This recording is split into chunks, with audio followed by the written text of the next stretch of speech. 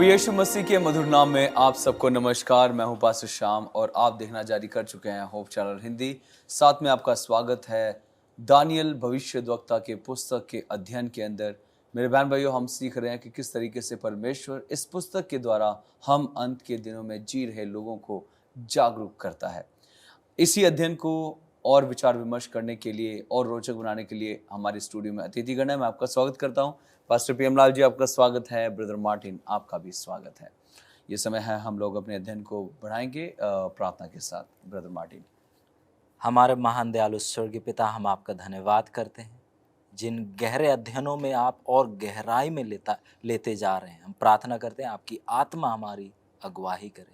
इस विनती को यीशु मसीह के नाम से मांगते हैं, आमीन। बहुत बहुत धन्यवाद ब्रदर मार्टिन प्रार्थना के लिए। जिस तरीके से हम आज अध्याय 11 में हैं और हम इस वक्त जो हैं अपनी स्टडी के अपने इस अध्ययन के अंत में पहुंच चुके हैं। तो जब हम अध्याय 11 का अध्ययन करते हैं तो यहाँ पर कुछ खास पाया जाता है, कुछ संघर्ष जो कलीसिया में शुरू हो चुका है, हम उसको पाते हैं। तो ब्रदर मार्टिन, यहाँ पर हम रोम का एक गहरा इतिहास पढ़ते हैं। तो मैं चाहता हूँ कि आप 11वें अध्याय के अंदर जो रोम का गहरा इतिहास है उस पर थोड़ा प्रकाश डालें। बहुत बहुत शुक्रिया पास्टर जी। और जैसे हम उस सिद्धांत को दोबारा दोहराना चाहेंगे, वो है दोहराना और बड़ा करके दिखाना जी। और जब हम दानियल 11 में आ जाते हैं तो रोम का जो इतिहास है और ज़्यादा जो है बड़ा करके जो है परमेश्वर दिखा रहे हैं। अब एक तरफ से कहेंगे जो मैग्नीफाइंग ग्लास होता है, जब ऐसे करेंगे तो अक्सर बड़े नज़र आते हैं, बिल्कुल ऐसा ही हो रहा है। हम जो है अंदर जाते जा रहे हैं और देख रहे हैं कि गहराई बहुत ज़्यादा है जी। और जैसे हम जो है रोम का, खासकर अगर दानियल 11 में देखें, रोम का इतिहास को जो वर्णन किया जाता है दानियल 11 का पद 16 से लेकर 24 तक जी, आप देखेंगे यहाँ पर जो है उन इतिहासों का जिक्र किया जाता है जो कि आज यदि आप इतिहास के पन्ने उठाकर देखें वहाँ पर बिल्कुल आपको वैसे ही नजर आएंगे और उन चीज़ों का जो है परमेश्वर बहुत साल पहले जो है वर्णन करते हैं और हम इन चीज़ों को जो है एक एक करके हम देखने वाले हैं। सबसे पहले यहाँ पर बताता है कि जो रोम जो है एक युद्ध में है और जिसमें जो है वो सीरिया और जो यहूदिया है उन लोगों के विरुद्ध में है और यहाँ पर जो है युद्ध चल रहा है क्योंकि ये राजनीतिक ताकत है जी। और अपने आप को बनाए रखने के लिए, अपने अधिकार क्षेत्र को बढ़ाने के लिए जो है अक्सर जो है ये युद्ध का सहारा लेते थे क्योंकि ये राजनीतिक ताकत है। फिर आप देखते हैं कि कुछ समय बाद जो है रोम जो है पोम्पे के राज्य के समय जो है वो यरूशलेम को घेर लेता है। कुछ बातें हो जाती है जिसके कारण जो है हम उन गहराइयों में नहीं जाएंगे, पर जो है पोम्पे जो है ये निर्णय लेता है कि यरूशलेम को घेरा जाए, जिस दौरान जो है बहुत जो यहूदी भाई बहन जो है उनको मारा जाता है। फिर आप देखते हैं कि इस दौरान जो है रोम का जो है एक तरफ से रिश्ता नाता जो है मिस्र के साथ भी बन जाता है क्योंकि जो मिस्र का जो राजा था उसकी मौत होती है और राजा जो है उसके नियम के आधार पर आखिरी जो इच्छा थी वो ये थी कि जो मिस्र जो है उसको मेरा बेटा और मेरी बेटी चलाए। जो बेटा था वो टॉलमी ओलेट्स थे और बेटी जो है क्लियोपैट्रा थी।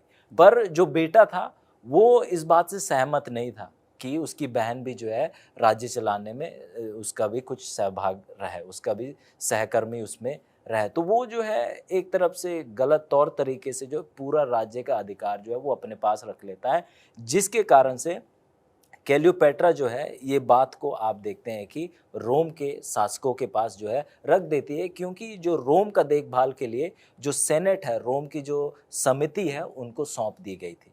तो वो इस में देखते हैं और जब ये कोर्ट सेटअप होता है तो यूं लगता है कि जो भार जो है वो टॉलेमी ओलेट्स के पास है, उसके भाई के पास है। तो यहाँ पर जो है क्लियोपैट्रा जो है बड़े चतुराई से काम करती है और वो ऐसे चतुराई से काम करती है और अपने आप को जो है राजा जो था उसके सामने वो लाकर पेश कर देती है और जो उनका जो गैर संबंध था इसके ज़रिए से जो है वो उस राज्य को अपने तरफ जो है लेने में वो सफल हो जाती है। ये जो राजा था वो जूलियस कैसर था। फिर आप देखते हैं इसके बाद एक युद्ध होता है। वो युद्ध में ये था कि जो यहूदी लोगों को जो उनको कंट्रोल करने का, जो उनको अधिकार में अपने लाने का एक युद्ध हुआ, जिस पे हम देखते हैं कि युद्ध हुआ, पर आखिर में आप देखते हैं कि रोम ने जो है, इसके बाद आप देखते हैं कि रोम ने ही जो है यहूदी लोगों के ऊपर भी शासन किया, और जिसके बाद आप उस इतिहास को देखते हैं कि यीशु मसीह के दौर में भी जो है रोम आया। तो ये बहुत गहरा इतिहास आप यहाँ देख सकते हैं। फिर जूलियस, अब इतिहास बहुत अच्छा है दानियल 11 का, कि वहाँ ये भी बताता है कि जूलियस कैसर को जो है छुरा घोंप कर उसका मृत्यु कर दिया जाएगा, और उसका छुरा घोंपने वाले खुद के करीबी थे, बताया जाता, और वो स्पष्ट कहता है, आप देखेंगे तो बताता है कि उसका छुरा घोंप कर, और बिल्कुल ऐसा ही हुआ। फिर जूलियस कैसर के मृत्यु होने के बाद आप देखते हैं कि अगस्तुस कैसर आता है। फिर अगस्तुस कैसर आता है, फिर उसके बाद जो है अगस्तुस कैसर, उसके दौर में बताया जाता है कि रोम जो था अपने ऊंचाइयों में पहुंचा, जी। संस्कृति में ले लीजिए, या हर एक तौर से, पढ़ाई में या हर एक चीज में आप कहेंगे कि उन्नति करता है।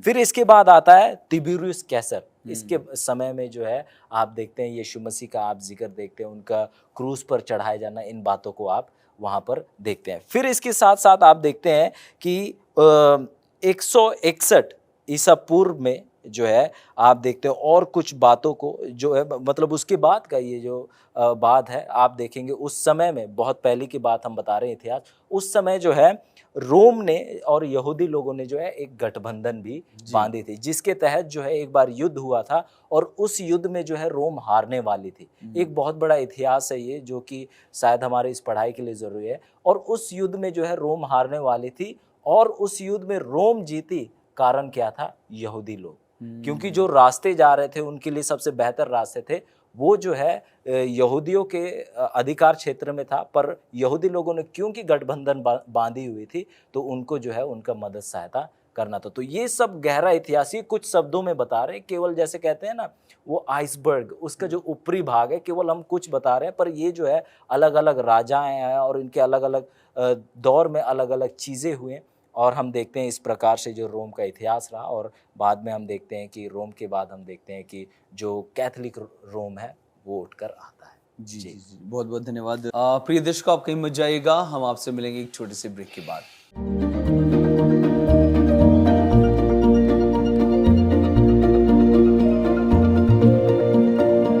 प्रिय दर्शकों, आपका स्वागत है फिर से ब्रेक के बाद। आइए हम अपने अध्ययन को आगे बढ़ाते हैं, और पास्टर लाल साहब जी, मैं आपके पास आना चाहता हूँ। और यहाँ पर जिस तरीके से हम देखते हैं कि संघर्ष जो है वो कलीसिया में है, ऐसी कलीसिया जो परमेश्वर के पवित्र जनों की कलीसिया है, क्या समझते हैं उससे? Thank you very much. बहुत ही अच्छा आपका जो है वो ये ख्याल है, और जो आप पूछ रहे हैं ये बात तो सच है कि परमेश्वर का चर्च जो है संसार में हर समय में संघर्ष में रहा है।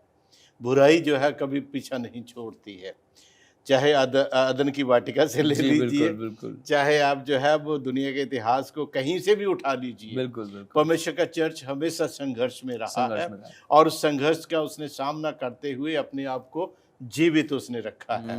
यहाँ पर 11वें अध्याय में दानियल के प्रभु का चर्च जो है एक बहुत ही बड़े संकट में से होकर जो वो निकलता है, और ये संकट इतना भयानक था जिसको हम जो है वो मसीही इतिहास में डार्क एज का टाइम जो है वो कहते हैं, अंधकार का समय जिसको हम कहते हैं। और उस अंधकार के समय का जो टाइम पीरियड है बाइबल में, हम लोगों ने पहले एपिसोड्स में इसका अध्ययन किया था कि वो 538 एडी से स्टार्ट होता है, और 1798 तक जो है वो बड़े भयंकर तरीके से वो जो है उसमें रहता है, वो संघर्ष में रहता है। और इस समय के दौरान परमेश्वर के लोग जो थे कहीं दिखाई नहीं देते थे, कहाँ है कहाँ नहीं है, क्योंकि इस समय के दौरान परमेश्वर के लोग अपने अपने घरों को, अपने अपने परिवारों को, अपनी जगहों को, सबको छोड़कर वो ऐसी ऐसी जगहों पे जाकर छिप गए कि उनके लिए अपने आप को जो है वो बाहर लाना बहुत ही मुश्किल था। हाँ। और शायद वो समय फिर दोबारा प्रभु के चर्च के ऊपर आएगा अंतिम समय में, ये पवित्र शास्त्र हमको बताता है। जी। तो यहाँ हम देखते हैं कि डार्क एज के टाइम के ऊपर परमेश्वर के लोग भी समय समय के ऊपर खड़े हुए, और उन्होंने उठ के खड़े होके जो है वो सच्चाई को, अपने अपने जीवनों को निछावर करके भी उन्होंने जो है वो सत्य को जीवित रखा उन्होंने अपने बरकरार जीवन रखा। में। बिल्कुल। वो आरे से चीरे गए, उनको जो है वो जंगली जानवरों के आगे डाला गया, उनको जो है वो क्या कहना चाहिए, वो डार्क सेल्स में उनको डाल दिया गया, उनको खाने को नहीं दिया गया। उनमें से बहुत से हैं। सबसे पहले डार्क एज के टाइम पे जो मॉर्निंग स्टार था इसका रेफर्मेशन का, उसका नाम था जॉन हस विक्लिफ, विक्लिफ या John Wycliffe. John Wycliffe. John Wycliffe जो था वो मॉर्निंग स्टार था। और उस टाइम के ऊपर आप ये देखिए कि कितने संकटों में से वो निकला। उसके बाद जॉन हस आया, जेरोम आया, उसके बाद मार्टिन लूथर आया। इन लोगों ने उस अंधकार के टाइम में सच्चाई को जीवित रखने के लिए अपने प्राणों को निछावर किया निछावर कर दिया। और उन्होंने कभी भी बुराई के सामने अपना सर नहीं झुकाया। यहाँ पर जो है वो दानियल उसका 11वां अध्याय उसके 29वें वचन से लेकर के यदि आप जो है वो 39वें वचन तक पढ़ेंगे तो इस सब के बीच में आप ये देखिए कि इतना चेंज आया है, इतना तब्दीली आई है इसके अंदर, जिसका जो है वो धर्म जो है वो पूरी तरीके से जो है उसको जो है ना वो आग पे जला दिया गया।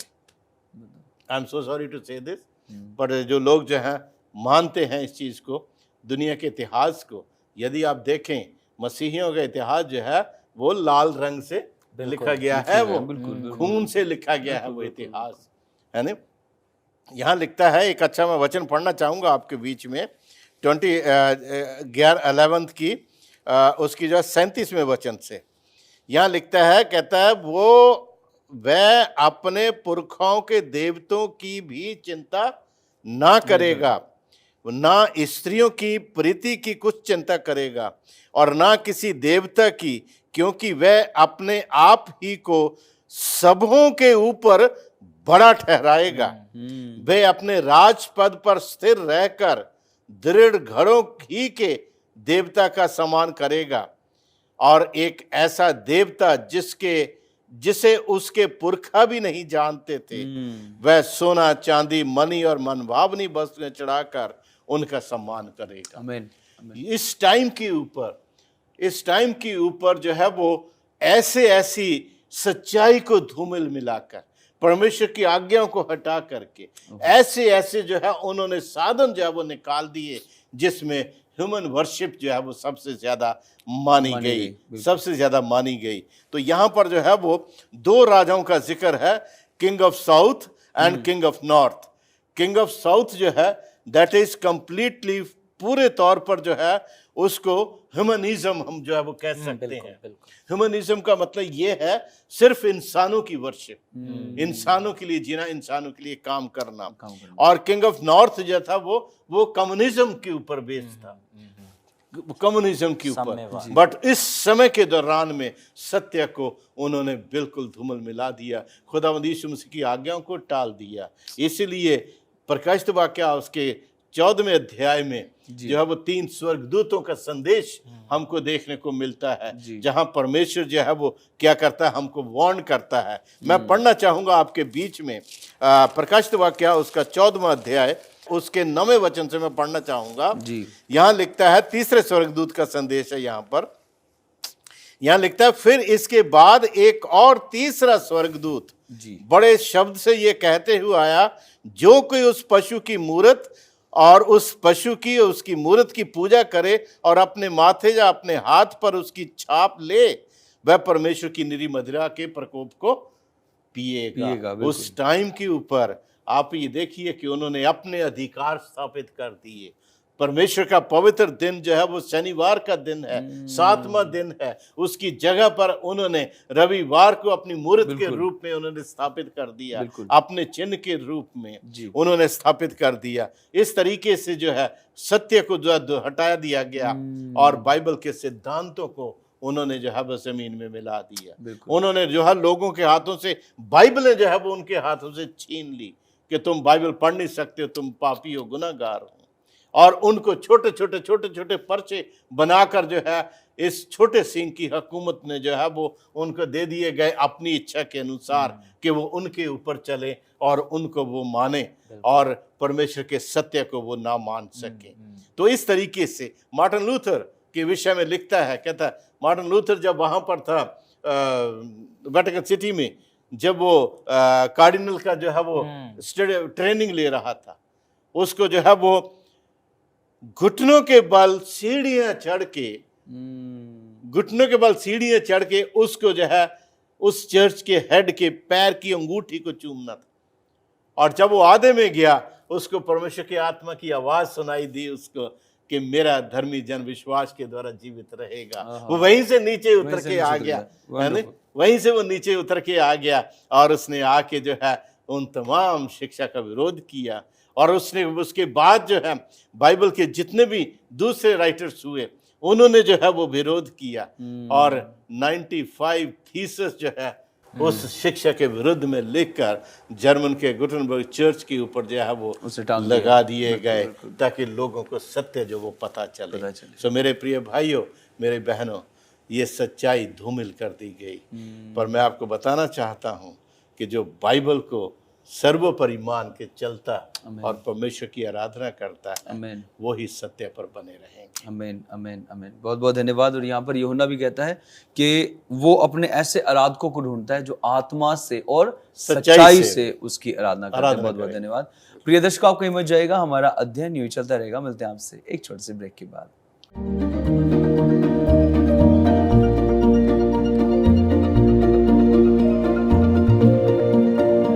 प्रिय दर्शकों, आपका स्वागत है फिर से ब्रेक के बाद। हम चर्चा कर रहे हैं दानियल की खास अध्याय के ऊपर जो हमें मिलता है 11वां वचन, 11वां अध्याय, और ये बहुत खास है। मैं ब्रदर मार्टिन आपके पास आना चाहता हूँ। और यहाँ पर हम देखते हैं जिस तरीके से आपने कहा कि चश्मे को उतार कर या चश्मे को बदल कर देखो, तो हम जब यहाँ पर चश्मे को उतार कर या बदल कर देखते हैं तो जो नाम हमें मिलते हैं इसमें, ये हमें क्या बताते हैं? जी बहुत बहुत शुक्रिया। जैसे अभी हम बुतप्रस्त रोम देख लिया हमने, फिर पेपल रोम भी हमने देख लिया। अब यहाँ से चश्मा उतारना शुरू करते हैं और यहाँ पर हम कुछ नामों को देखते हैं। और पास्टर PM लाल जी ने उसका जिक्र किया, जैसे 2 जन का वर्णन दिया। हम देखते हैं एक उत्तर का राजा है और एक जो है दक्षिण का राजा है, राज्य है। तो अब यहाँ जैसे पास्टर जी ने बताया, जो उत्तर का राजा है वो किसको दर्शाता है? जैसे बताया कि उत्तर का राजा जो है, आप जो है वो देखेंगे ऐसा जगह जहां पर इंसान की पूजा की जाती है, मनुष्यवाद आप कह सकते हैं इनको। फिर जो दक्षिण जो है, ये जो है साम्यवाद लोग है, जिसे अंग्रेजी में कम्युनिज्म कहा जाता है। और यहाँ पर जो है, अगर आप देखें इन दोनों के शब्दों को ही, इनके नाम से ही ये पता चल जाता है कि परमेश्वर का इनकी जगह कोई स्थान है ही नहीं। तो ये 2 जगह आप देख सकते हैं कि ऐसे जगह है, एक जगह इंसान को ऊंचा उठाया जा रहा है और एक जगह जो है ऐसी चीजों को जगह दी जा रही है जो कि कहेंगे कि जो परमेश्वर नहीं है, सृष्टि की हुई चीज, मतलब परमेश्वर का जगह ही नहीं है। तो ये दोनों के बाद आप और कुछ नामों को देख सकते हैं, जैसे इदोम। हम जानते हैं कि इदोम जो है वाकई में ईसौ का दूसरा नाम है। परमेश्वर ने, अगर आप देखेंगे, अभी हवाला देने के लिए उतना समय नहीं है, पर आप देखेंगे वचन स्पष्ट करता है कि जो इदोम जो है वो वाकई में ईसौ है। और हम देखते हैं कि ईसौ का जो भाई था वो कौन था? याकूब था। और याकूब का नाम क्या में बदल दिया गया था? इजराइल में बदल दिया। तो आप देखेंगे जो इस्राएली लोग हैं, उनके अगर आप दूसरे शब्द का इस्तेमाल करें, उनके अपने ही भाई है, एक ही खून से जो है ये क्या कहेंगे, ये आए हैं। ठीक है। तो एक तरफ से देखेंगे ये एक ही है, बस कहीं ना कहीं इनमें कुछ अंतर नजर आ रहा है। फिर आपको 2 और नाम आते हैं, अमोनी और मुआबी। हम जानते हैं कि जो अमोन और जो मुआब थे, ये लूत के बेटी के द्वारा जो है लूत को ये 2 संतान उत्पन्न हुए थे। हम देखते हैं कि जब सदोम और गोमोरा का जब नाश होने वाला था, तो वे दोनों जो है, सदोम ऐसा जगह था जहां पाप जो है अपनी ऊंचाई में थी। जी, हम वचन में देखते हैं जहां भी किसी शहर का या नगर का परमेश्वर ने खात्मा किया, कारण क्या था? वहां पाप जो है बहुत ज्यादा बढ़ चुकी थी। क्योंकि ऐसा ही जो है निनवे के साथ भी होता है, पर वे मन फिराते हैं। और हम देखते हैं कि जब वो बाहर आते हैं, ऐसा वो कुकर्म करते हैं अपने पिता के साथ, और ये 2 संतान होती है। और यदि बाइबल का इतिहास देखे तो ये दोनों जो है इसराइलियों के घोर दुश्मन है। ठीक है। और आप देखते हैं कि ये दोनों जो है ऐसे हैं जो कि अपने ही हैं, पर जो है क्योंकि अपने थे, पर क्योंकि दुनिया में इतने चले गए तो हमसे वो बिछड़ गए। तो फिर इसके साथ अब आपको और नाम नजर आता है लीबिया और इथोपिया। ये जो है 11 में आप पढ़ेंगे तो शायद ये उस पढ़ाई में आपको सहायता करे।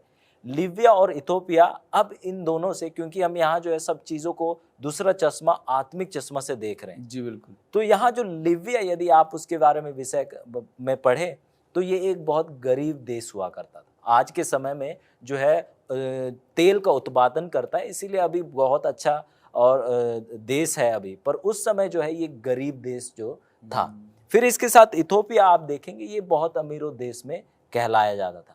तो यहाँ पर आप जब इस आयत को पढ़ेंगे जहाँ लीबिया और इथोपिया का एक साथ नाम जिक्र किया जाता है, तो वहाँ पर जिक्र इसके साथ साथ जो है ये जो ताकत है, छोटा सींग जो है, जो कि पेपल रोम जो है, उसका भी जिक्र किया जाता है। और यहाँ पर वाकई में क्या हो रहा है, यहाँ पर उस चीज को दिखा रहा है कि ये जो है फैल रहा है ताकत। जी, ये छोटा सींग जो है बढ़ता जा रहा बढ़ता जा है, रहा है। क्योंकि ये धार्मिक ताकत है पर राजनीतिक भी है, और ये फैल रहा है, अपने जो केंद्र क्षेत्र है उसे बढ़ा रहा है। और उस समय जब बढ़ रहा है तो वो गरीब अमीर देश किसी को नहीं छोड़ रहा है। उस संदर्भ में जो है इन दोनों का नाम इस्तेमाल किया गया। और आज यदि आप देखें, जो ये कलीसिया इस बात का सबूत है कि हाँ, देश गरीब हो या अमीर हो, ये वहां पर है।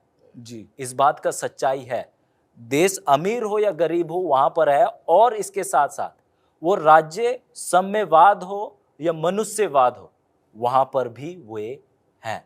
तो आप देख सकते हैं किस प्रकार से वचन सच्चाई बता रहा है कि यही अगर हम दुनिया में देखेंगे, यही कौमें हैं। ये अलग अलग हमारे दुनिया में चीजें हैं, एक तो अमीर गरीब, और दो कौमें, एक धार्मिक वाली है और इसके साथ आप देखते हैं मनुष्यवाद और एक साम्यवाद।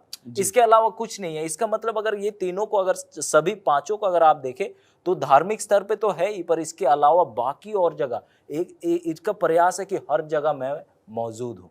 बताया जाता है, आप कहीं भी चले जाइए, कहीं भी चले जाइए, आप देखेंगे इनका जो है कैथेड्रल बताया जाता, बड़े बड़े जो कलीसिया आप वहां पर स्थापित हुआ वहां पर देखेंगे। तो वचन का सच्चाई कि ये हर एक जगह फैल रहा है, फैलता जा रहा है और हर एक जगह को अपने अधिकार क्षेत्र में ला रहा है। वो उसका सच्चाई आप यहाँ बिल्कुल स्पष्ट रूप से आप देख सकते हैं। तो और इसके अलावा आप देखते हैं कि ये संस्था, ये प्रणाली जो है सबसे अमीर प्रणाली है।